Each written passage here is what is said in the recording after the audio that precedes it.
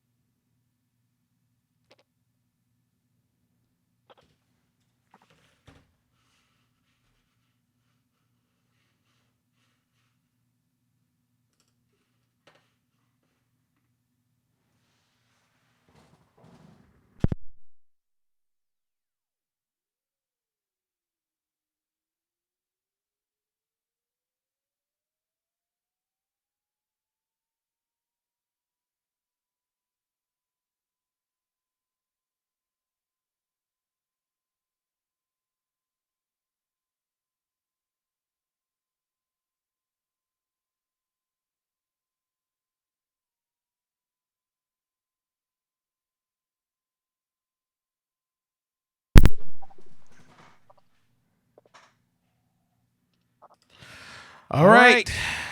Thank you, everybody, for tuning in. I want to say thank you from the bottom of our heart. We definitely appreciate everybody. I know we starting off a little different here, but I know we got a lot of people want to check in, and we got a lot of people who really been rocking with us through this whole series. If you don't know, this is The Last Dance. We do it in the two parts. We got part 9 and 10 tonight, so we want to thank everybody for tuning in. And we're going to start off on our regular Don't Shoot the Messenger intro. Thanks again for tuning in to another edition of Don't Shoot the Messenger podcast. I'm your boy, Professional Sutton. And I'm your boy, Chris G. It's your boy, The Work Report, Church. Yes, sir. Yes, sir. So let me get that out there. So thank everybody for tuning in. Like I said earlier, we definitely couldn't do it without you. But before we do that, we definitely want to thank our sponsor here. Our sponsor today is 94.3 WIBC. The rhythm of the city. Yes. Fellas, how did you like that documentary, man? How did y'all like watching that? And again, if y'all don't know, I got the kicks in the back. Usually I'm a humble guy, but you know what? I said I'm gonna give it up for Mike. Also, you can see on my wall, I got the Michael Jordan poster, man. This one was near and dear to me because anytime you can whoop, let me see. Hold on, wait. Io, Kim. Io. There we go. Anytime you can whoop Karl Malone, I love it. I cannot stand Karl Malone. I don't like Karl Malone. Anything that rhymes with on it, I don't like.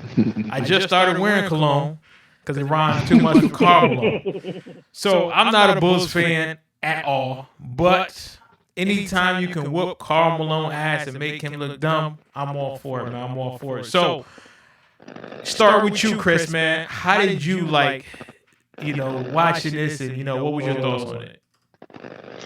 Well, first of all, I want to say, if anything, Karl Malone came off as a very classy guy in these last two episodes. He showed a lot of two things that we're not going to do. We're not going to disrespect Karl Malone, even though I wasn't a huge fan of the mailman back in his heyday. He was very classy in everything that they showed him in. Gracious in defeat. He wasn't overly braggadocious when they won. I got to give him credit for that.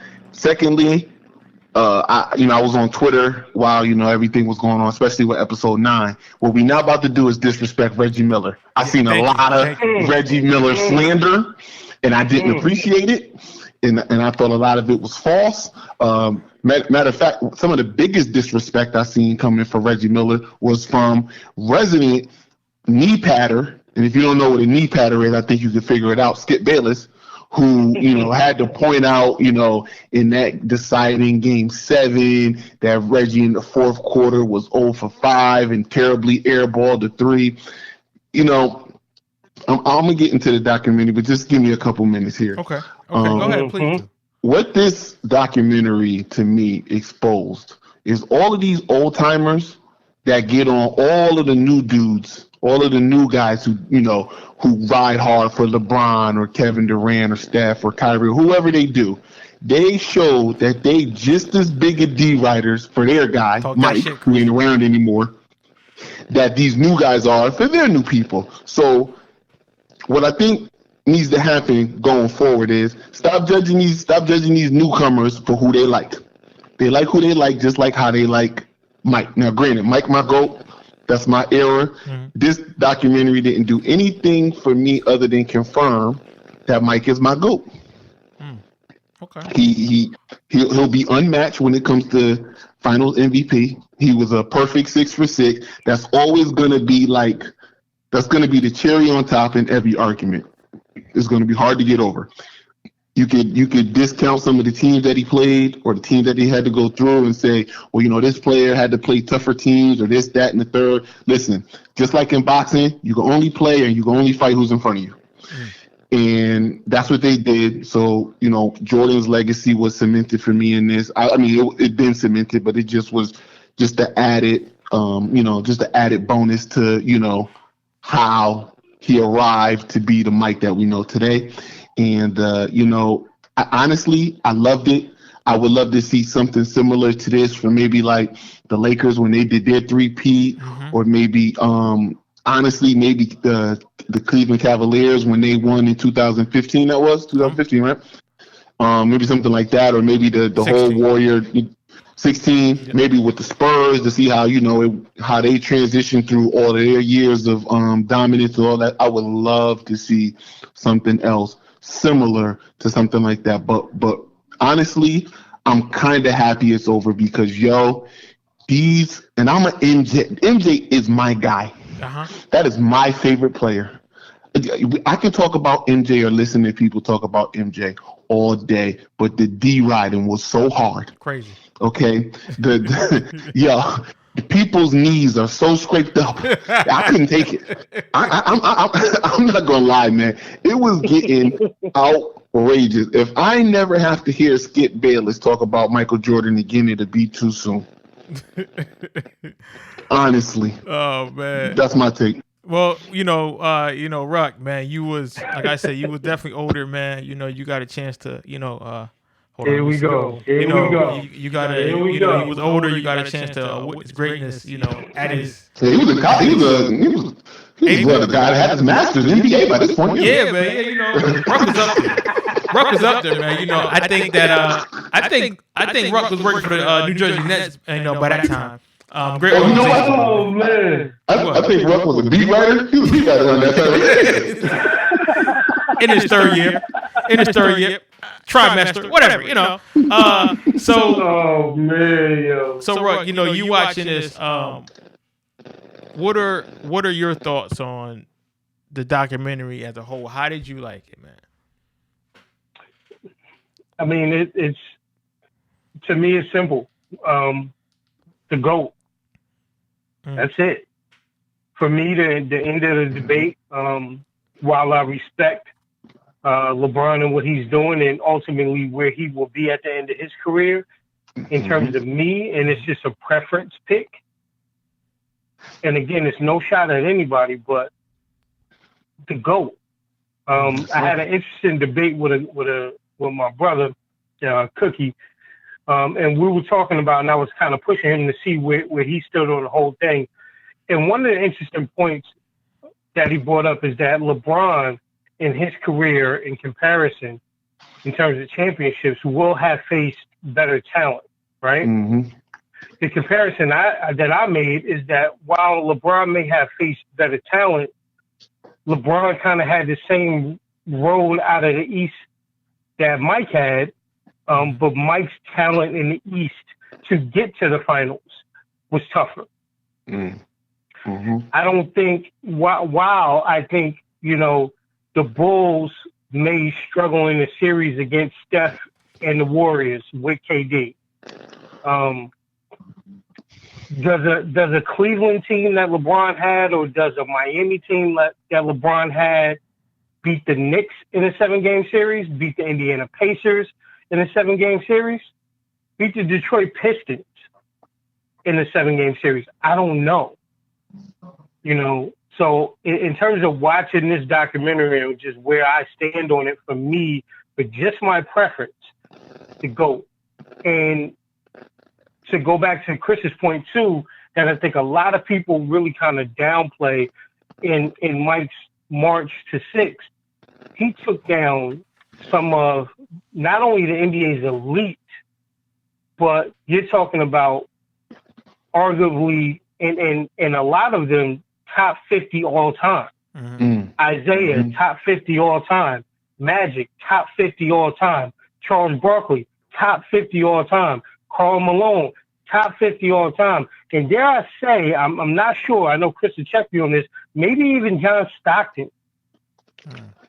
But you forgot Patrick Ewing, too. Patrick Ewing. Reggie Miller. You know what I'm saying? So it's, again, for him and what he did and what this documentary shows, how he had to do it, unbelievable, man. One word, the GOAT. I think you're right, too, just to piggyback on Ruck. As far as maybe Mike never played a team as stacked as Golden State. And, I'm not even going to say maybe. He definitely did not. But that's true. Okay. But I will say this. I don't think Mike ever played a team as stacked as the Golden State Warriors. I just not with KD. That team right there. Okay. That's a different beast. But what I will say, Mike had to endure that maybe LeBron didn't. Mike had to go through a gauntlet in the East and then fight somebody on the West who definitely was a worthy contender. You know what I mean? When you think about the Cavs back in those days, the Cavs were good. Even though everybody kind of, when you think of the Cavs, you really think of the LeBron era. But them Mark Price Cavs teams. Yeah, man. Now Larry Nance was on them team, wasn't he? Larry Nance, Brad Daugherty, Ron Harper early. Ron Harper. Steve Kerr. Gerald Wilkins early. Steve Kerr early. Craig Elo. And shout out, it goes down the list.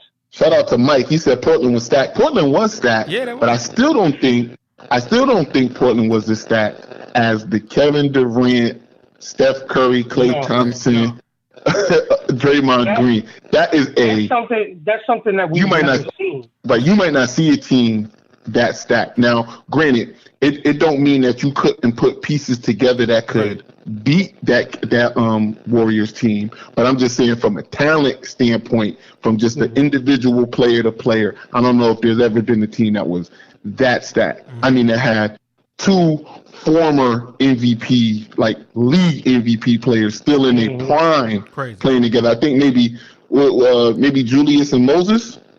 Maybe Julius and Moses. I mean, the Lakers were stacked, but you're right. They was old at the time when the Bulls played them. So that's what I'm just saying. He did probably miss playing like this crazy stacked team. But like I said, when you got to go through the Knicks, the Cavs, and then the Pistons, or then you got to go through, the Knicks, the Pistons, and Indiana, whatever order you want to put it in, and then you got to go play the winner out of the West when the West was a gauntlet as well. I mean, just from round for round to round, it was much harder. I mean, no shots at LeBron, but there was years in the East where there wasn't nobody. No, that's true. Now, that's not his fault. That's not his fault. No, again, like I said, with the Bulls, you only could play who's in front of you. Yeah. You know what I mean? So when Toronto had Kyle Lowry and and DeMar. I mean, DeMar DeRozan, they were good, but they were just that good. So there was one other point that I really took away. Go ahead. And as Chris was talking about it, one of the other things that I think really stood out to me is if y'all paid attention to, like even in the series where there were lost games, there were last second shots. I think there were one or two, 10+ point victories. I think Utah had one. I think Seattle had one. Mm-hmm. But there were games, if they lost, they close. Barely lost. Right. Yeah, very true. You know what I'm saying? So you're talking about another team playing at A+ level, and they only win by 2 points. You know what I'm saying? Mm-hmm. Right. Like that, that's another thing that I really take into consideration. And again, I just think what Mike was able to do with different casts and at different stages of his career, and then ultimately you throw in the sabbatical, hiatus, whatever you want to call it. Mm-hmm. Right. We've never seen nobody do it like that at this level. So, I mean, like I say all the time, show me somebody else that did it just like he did. I'll wait. That's true. Show me somebody else that on the brightest stage, there was no question. No question. Who the greatest was. Hold on, quick. 1 second though. 1 second. I'm gonna let you finish. But I just want to get back. I just seen a thing on Facebook too about Jay-Z doing that to Kanye at the BET Awards. But I digress. I just want to get back to Michael. Mike said that. And shout out to Mike in the comment section. He said he don't give Golden State the stackness because they didn't play this physical part. And I understand that, but again, you can only play who's in front of you, and then you can only play in the era that you in. You know what I mean? It's just like, right. So it's just like, if the Warriors had to go against the Bulls in the 90s, the Warriors would be at a big disadvantage, a huge disadvantage. But if the Bulls had to go against the Warriors in this era, the Bulls, even with Mike, would have a disadvantage because it wasn't really a lot of good shooters, and it was really Mike dominant, even though they did run the triangle. They did. And, obviously, I got a lot of respect for Scottie. I think he always gets disrespected, but he wasn't a great shooter. He wasn't a great shooter. He really wasn't. And it'd be hard for anybody if you couldn't bring the physical style from the 90s into this era to check Steph or KD. To assassin shooters. I'm just saying with the restrictions. So again, I never like to put two eras against each other because they play different. It's why I don't like to put two fighters from different eras against each other. You know what I mean? Like I think Jack Johnson was great. But he would have problems with some bum heavyweights if you transferred him from that era to this era. But if the roles were reversed, that fighter could have some problems. You see what I'm saying? When you got to go 27 rounds, you know what I mean? It might be a problem for them. Also, heavyweights was bigger, smaller. It's just the whole thing. So I don't like to compare eras, but I'm just saying in the era that each of these, arguably the two GOATs in Mike and LeBron, it was just different. One had disadvantages in one area, the other had disadvantages in the other. One thing that I do want to clear up, and again, if you just joined us, this is Don't Shoot the Messenger podcast. We appreciate y'all for tuning in. Please hit that share button. One thing that I do want to say is that people keep saying how, LeBron was the more enjoyable teammate to play with versus Michael Jordan. First of all, I don't know how people are saying that. Let me turn my volume. I'm sorry. Say that one more time, quick. I'm sorry. I don't know how people are saying that LeBron James is a better teammate to play with than Michael Jordan. I'm sorry, I was cut off a little bit. Again, this is the Don't Shoot the Messenger podcast. I don't understand how people keep saying that because when you look at Michael Jordan, who he had, just him playing, and he made it look fun. So when people keep saying, well, LeBron James, he's the better teammate. And again, you guys know I love LeBron James. That's my godson. But at the same time, I don't understand where people get this notion that Michael Jordan wasn't fun to play for. Michael Jordan was a competitor and he wanted to win. So in winning, that push you to be better. If you played and if you won something like we all have here, you don't care if your teammate is nice, cute. Some of your best teammates are assholes, but guess what? At the end of the day, you get it done. And that's the thing that I want these young, kids and this young generation to take away. I think everyone feels entitled. If you look at how Mike and Pippen, they still play hurt. They wanted to help their team. They know at the end of the day, we had to be here for each other. And this is one thing I say a lot of sports is missing is that team. Is no I in team. And everybody, and this is also to the parents. They want their kids to be the best. Your kid can't be the best if your kid isn't going to practice. Your kid can't be the best if your kid isn't a team player. Now, if your kid is doing 100-meter and track and he want to be selfish, okay, well, you know what? Whatever. You still got to win points for your team. However, do you? But at the same time, what I'm witnessing, and Ruck coaching, and he'll understand, these expectations is that everything is going to come to you. One thing I took away from this documentary, and I always talk about Mike, how LeBron is my favorite. But one thing I take away is that he never gave up. After the '89 series, he could have said, you know what, man, this ain't working, I'm out of here.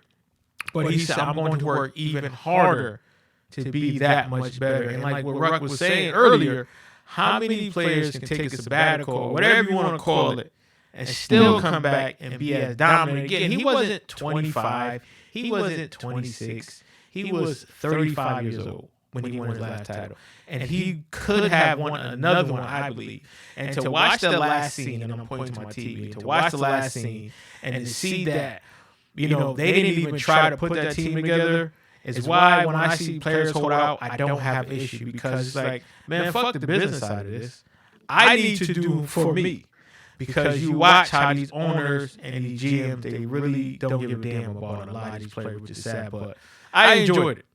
I really enjoyed it. Really I did. So, yeah. I agree. Look, man, I agree with you. Like I said, it was much needed in this time of no sports, really. So to go back down memory lane and just, when I'm watching it and I'm looking at especially the 96, 97, 98, and just remembering where I was during that time in my life in middle school. I know Ruck was already, I think Ruck was on his first marriage at the time. I don't know. Listen,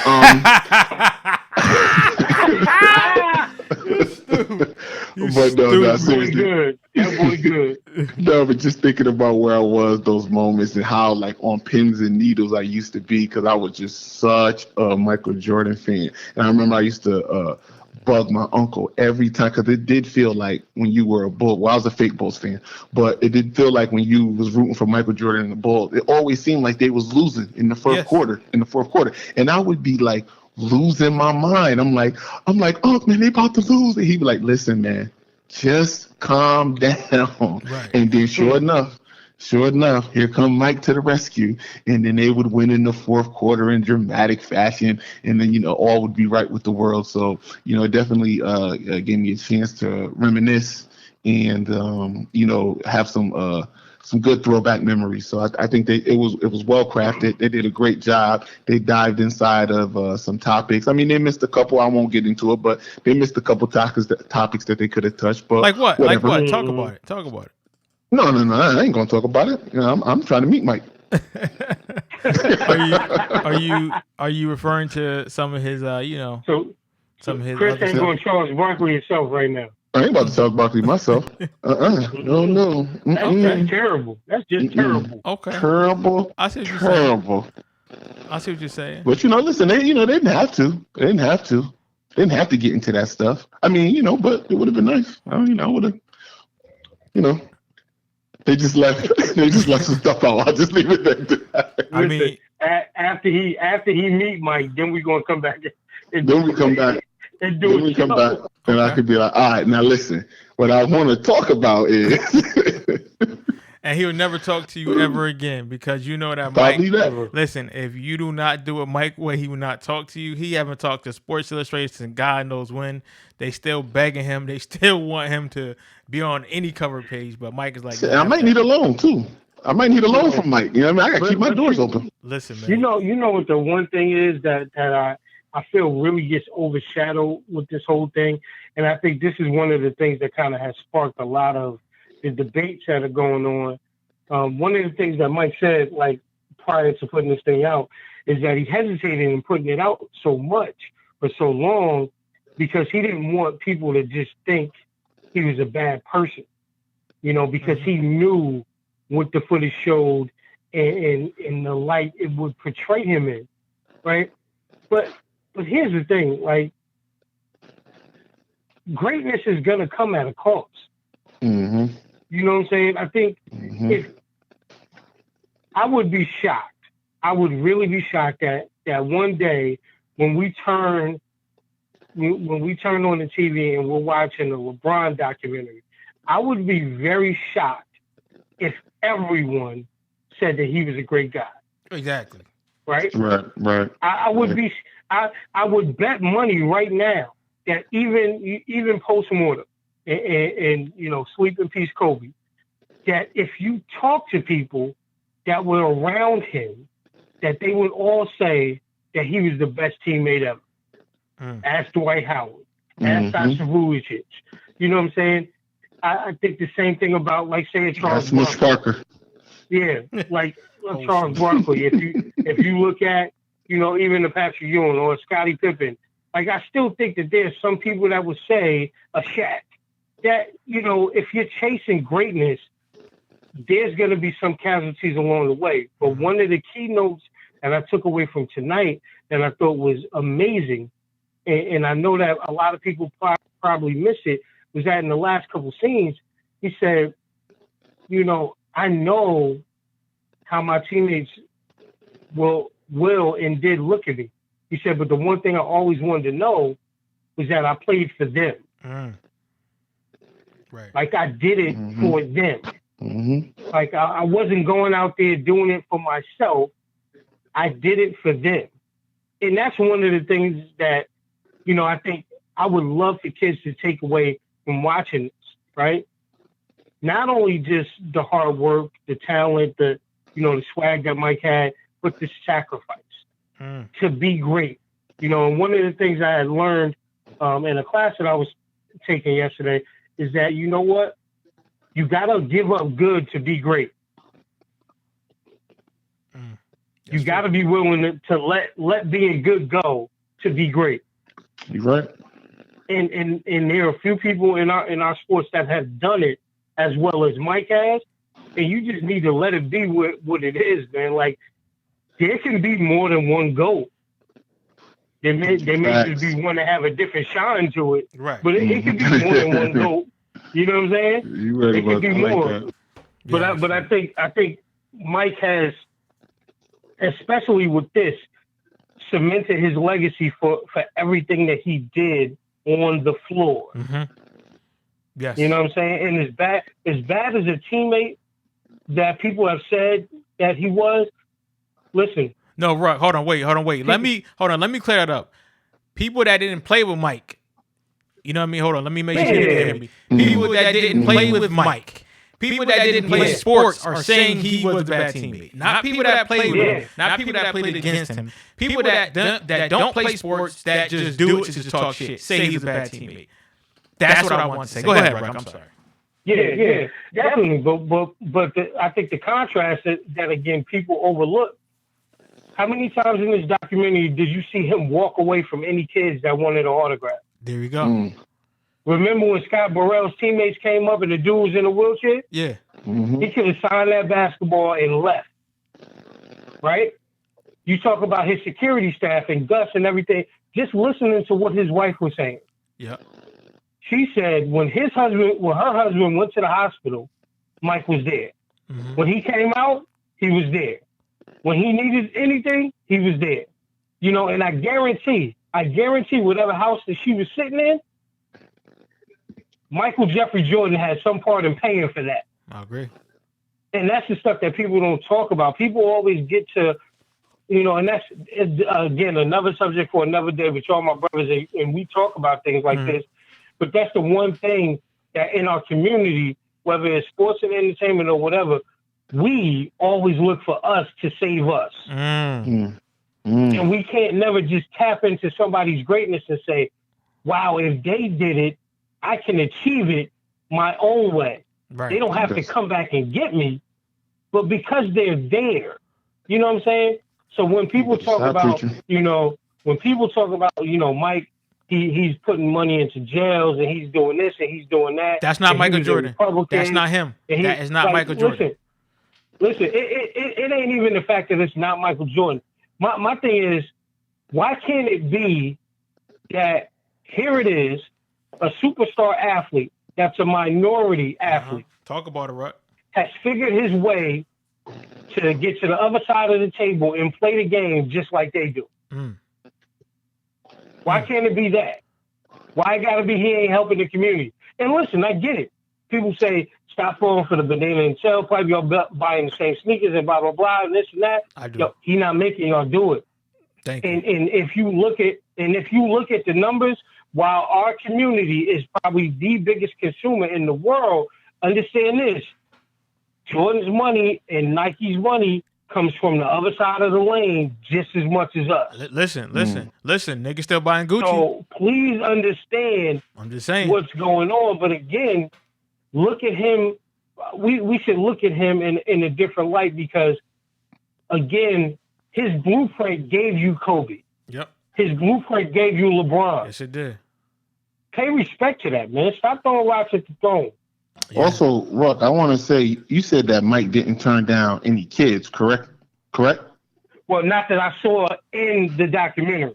Well, I wanted to point that out. Because somebody pointed out that he turned down Autograph episode 3 or 4. He did, but that was an adult.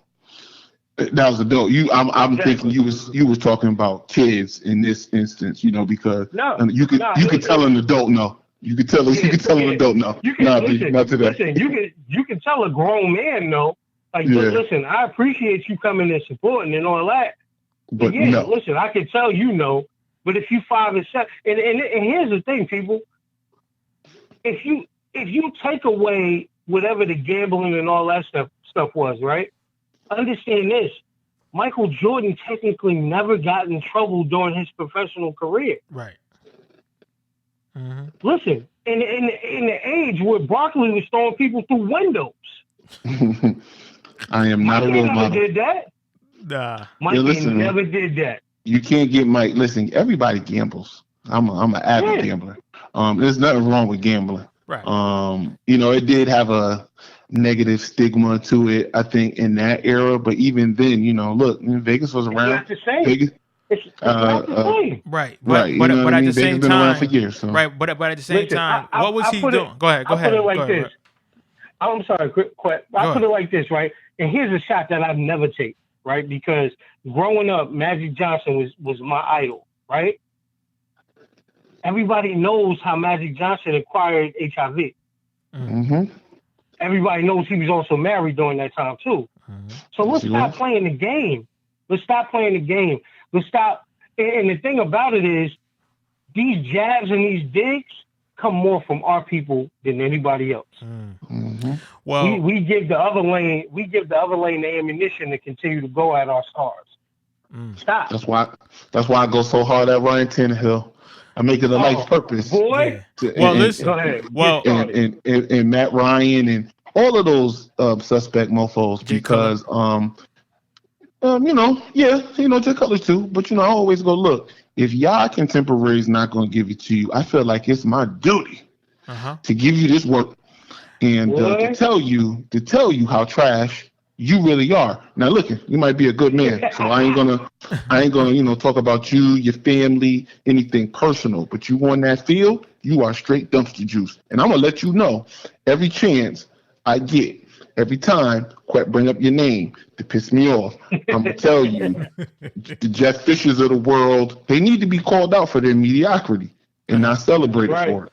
You know what I mean? So, that's why I ride with Marvin Lewis.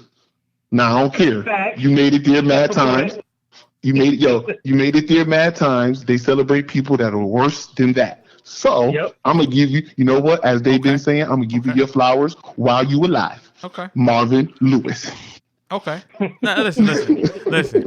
I can't argue with that. You know, Marvin. My sound keep going. Listen, I can't argue with that. You know, Marvin Lewis, black man doing his thing. But one thing I do want to say that Ruck was saying, people forget how much of a businessman Michael Jordan was. Again, you're talking about the '90s where people still were signing crazy ass record deals. People still were signing crazy ass deals to just be part of a shoe program and get what 1%, and the company makes billions and billions of dollars. Michael Jordan said, "Listen, that's cool, but this is what I want to do. I want to be the face of this. I want to be the blueprint, and I want to push that lane." So when you talk about LeBron James and what he's doing with his sneakers, now listen, I'm a LeBron fan, but I buy more Jordans than I do LeBron. But again, LeBron James, he followed that Mike blueprint. And this is what needs to be celebrated. And this is why I'm going to celebrate Mike. Again, I talk shit, and, I get people going. And, I like to, do that. But at the end of the day, I respect Mike because, again, he made nothing from something. And, again, he is a billionaire, and he is a team owner. Listen to that. Mm-hmm. How many black team owners, majority owners, are there in sports? I will wait. Not that many people. If you don't know. There you go. He is one. And people say, well, he's not a good businessman. Shit. Like he's a great businessman. Right. But I'm sorry, not a businessman. A great owner. Okay, he is owner. Neither is Jerry Jones. But guess what? His ass still up there. So like Russ said, I might not agree with some of his business moves, but you know what? I'm still riding Mike because he's making his team. Is he a cheap owner? Most owners are. Okay. But hey, I don't even think he's cheap. Again. These are he done off some bad contracts. Right. I don't think cheap. Right. I mean, but I don't think cheap. But at the end of the day, man, he made something out of nothing. And that's the beautiful thing. And I think that people need to really understand. Like, this man was a poor black man. And he played in the 80s. He played in the 90s. When I'm talking about people was getting deals, but they was like 1% and that's it. Mm-hmm. If it wasn't for Michael Jordan, there would be no Nike. Look, that's it. If it wasn't for Michael Jordan, Nike would still be, no disrespect, like a Morel or like an Asics running shoe. Michael Jordan made the transition from regular tennis shoe to basketball sneakers. I'm just saying. Who they have big back then? Arthur Ashe maybe wore Nike. Nah, I think he was Adidas. No. It was which one? Hold on, wait. It was let me see. It was Larry Bird. It was Larry Bird. No, Larry Bird wore Converse. Okay, well it was Magic Johnson. I'm serious. Oh, I'm sorry. What's the Jenner name? Caitlyn. Okay. Right, Bruce Jenner. Oh, shit. Bruce Jenner. No. Listen, no, you think I'm making a joke, but I'm being dead. Nah, Bruce was the man. Yeah, he was. Oh yeah, he was. Bruce was a decathlete. Oh shit, that wasn't a joke. That wasn't a joke. Famous, no pun intended. And a world famous one. No, listen. And he was, you know what I'm saying? He was probably their guy. He was on the Wheaties box. Because they were singly track and field. Yeah, and listen. Hold on, time out. We got to address something. Mike is in the room. Mike is in the room, and he's giving his truth. So I want to give him a chance to give his truth. He said, Mike is a very good businessman. That's why he refused that adult autograph, LOL. I don't know what the joke is on Mike being a good businessman. You don't become a billionaire by not being a good businessman. But I can differentiate him as a businessman and him as a general manager and the decision he makes as far as players in the NBA. I don't think really that doesn't show whether you're a good businessman or not. So I disagree with that part. And then he said not true about Nike. I mean, I guess Nike had Prefontaine, but I mean, I can't think about nobody. I'm just saying, like, again, but when you look at Prefontaine, that's true. Listen. Prefontaine, he did his thing, but at the same time, Michael Jordan brought Nike worldwide.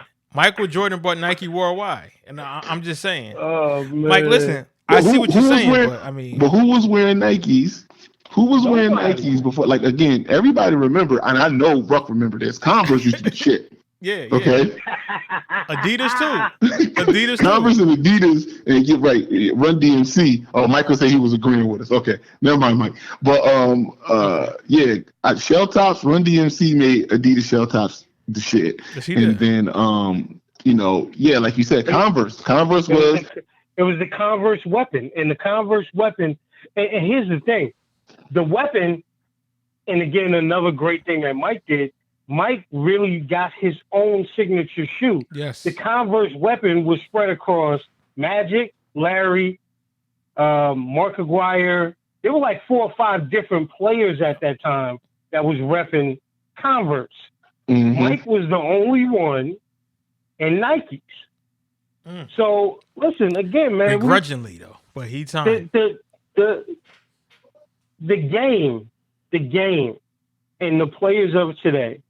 And the fans of today. Oh, Mike said George a lot. Iceman was was George, to him. Iceman was Nike? Yeah. Iceman was Nike. I mean, listen, I love the finger roll, but again, finger roll wasn't selling no sneakers like that. Nah, definitely wasn't. Not like that. I'm just saying. And that came later. That came later. after Mike. Yeah, I'm just y'all saying. gotta understand. Listen, you know what one of the biggest shoe companies that was out there at that time that had the most NBA superstars besides Converse? Pumas? It was Pony. Pony, yeah. Oh, yeah, I have ponies, yeah. My father You had understand? Like, Pony. It was Pony and Converse. And here's the thing. Converse was so good, and after Jordan sparked the flame in Nike bought Converse. Yeah. Yes, he did. Like, do your homework when y'all thinking about this stuff now. Come on. Mike is the guy.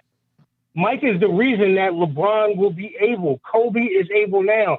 KD will be able. Steph, Kyrie, that they will be able to sell these same shoes that they playing in 10, 15 years after they done. But can you think of another athlete who had a big shoe at his prime that when they obviously moved out of their prime and out of whatever sport they were in, that their shoes are still just as big or bigger than they were at that time? Because I can't think of not one. Listen, I can't. Don't get me wrong. When some new Griffies come out every now and again, them joints be fire. Or some new Bo Jacksons, you know what I mean? But that's like once in a blue every 5 to 6 years. We talking about consistently. I don't know how often Jordans come out. Quite no better than me. Every couple months. Well, actually, a pair just came out today. The Flint, the ones you had, Chris. The Flint 13 just came out today. Oh, the Flint 13. So I told Myra that I won't get them. Hold on. Still in my cart. You said the Flint 13s came out today? Yes, they did. How funny that the end of the documentary, after all of this hype Mike's been getting for the past week. There you go. You see where the shrewdness comes in? Listen, I just learned that. This is marketing 101. Oh, yeah. 101. Listen, I guarantee you and I dare you to go and check the sales of retro Bulls jerseys after this. You know what? Keep popping up on my Instagram feed? What's that? The cursive Chicago Bulls jersey. That's what keep popping up on my feed. I'm seeing celebrities in with it. Some old school joints, man. Listen, after this documentary, he played it well. After this documentary, the Bulls merchandise is going to skyrocket, and trust me, listen, rightfully so. I mean, again, if you're a sneaker collector, you love your Jordans. You know, as you can see in the back, I got mine. I don't care what people say. Oh, why you buying that? Because I like them. I couldn't get them when I was younger. The silhouette, it brings back memories, whatever. But at the end of the day, man, why is he doing that? But at the end of the day, you still gotta respect Mike for what he did on and off the court business-wise. Again, he laid the blueprint and foundation for that. So that's where I'm going. So, fellas, we are going to wrap it up. Now, this week, I would like to get you guys' take. The NFL, they got this whole minority incentive. In 10 seconds. In 10 seconds. Okay, it's garbage. What do you say? Okay. Let me tell you something. Yeah, like he said, don't fall for that. That's garbage. Let me tell you something. It's a conversation that we've had on this show plenty of times, just in different contexts. But I'll say it. I said it then. I'll say it again. They do not believe in black coaches in the NFL. Nope.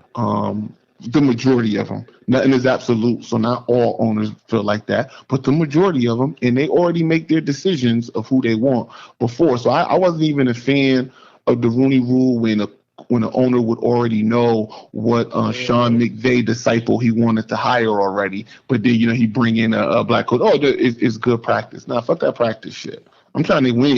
You know what I mean? I'm trying to give you something that you ain't have. So again, we got the offensive coordinator for Kansas City that's had the most effective offense in the NFL for the past 3 seasons. And won he can't get a job. And won a Super Bowl.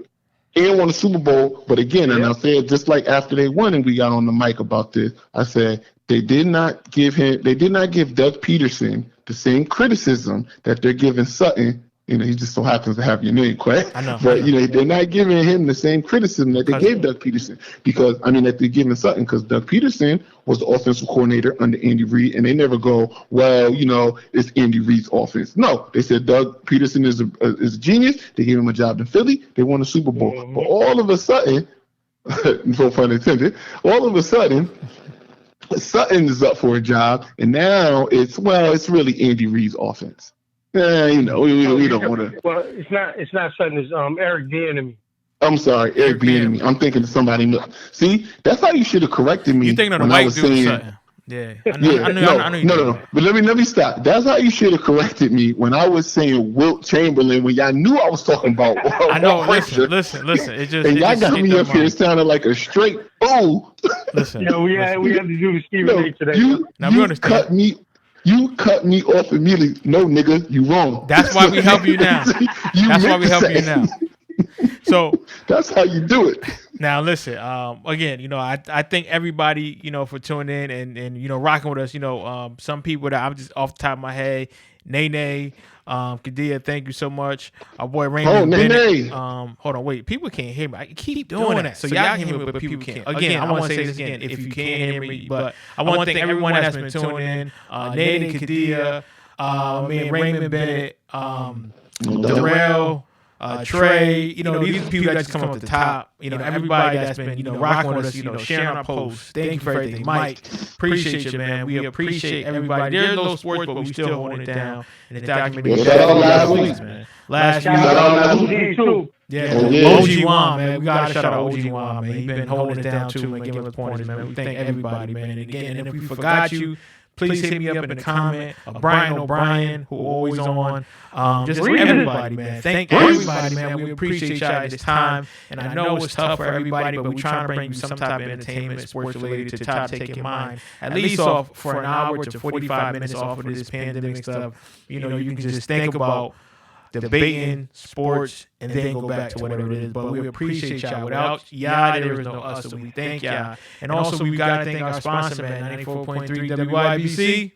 The rhythm of the city. Yes, sir. Fellas, any parting words before we end? Ruck, let me get some, man. Tell them how to say Newark, man. Yeah. I want you to try it. Newark. Try it one time. Newark, man. You getting there. You getting there. I like that. You getting there. Nah, one of the things that I wanted to share, I had the good fortune, shout out to the wife, Tara Rucker, for hooking me up and putting me in that ET class. Okay. Getting to learn some speaking tips and things like that. Listen, people, during this pandemic, and hopefully one of the things that we have learned is that there's going to be a new wave when this is over. And one of the things, especially business-wise, that I want everybody to really start focusing in on, especially those that are essential workers have been having to go in and go to work. Listen, man, stop trading time for money, man, and start trading money for time. It's time for everybody to step up and get their worth and get their value, full value. But to monetize, again, your services and what you provide and make people pay, man, it's that time that we start to do things differently in our own business and create our own. So get with it, man. Yes, the grind continues. Yes, sir, man. Yes, sir. Thank you so much. And again, we will come together. We want to see, we're going to let y'all know when we're going to come back this week and talk about some poignant stuff that's still going on in sports again. I definitely want to talk about that minority one and what is that going to look like for the NFL. We already know how it's going to play out, but I want to hear everybody's opinion. We want to hear, people talk about what they really feel, and I want to hear what my brother's got to say, because I know Ruck, he gonna give you that very intellectual way, and Chris, he gonna give you that, listen, man, that's some bullshit way. So either way, I want to hear it, man. I want to hear it. So thank y'all again, man, for tuning in. I don't get no part on words. Oh, go ahead, Chris. I'm sorry. Go ahead. Oh, no, man. Fuck up, man. Nah, man, fuck out of here. Let's go. I'm out. Okay, Chris. But listen, I did want to say this though, man. It just broke on ESPN. I don't know if y'all saw it, man. It is going to be a new documentary coming out. I think they said June 16th. It's called The Last Hairline for LeBron. All right, yo, we out. All right, yo. I want everybody to tune into that.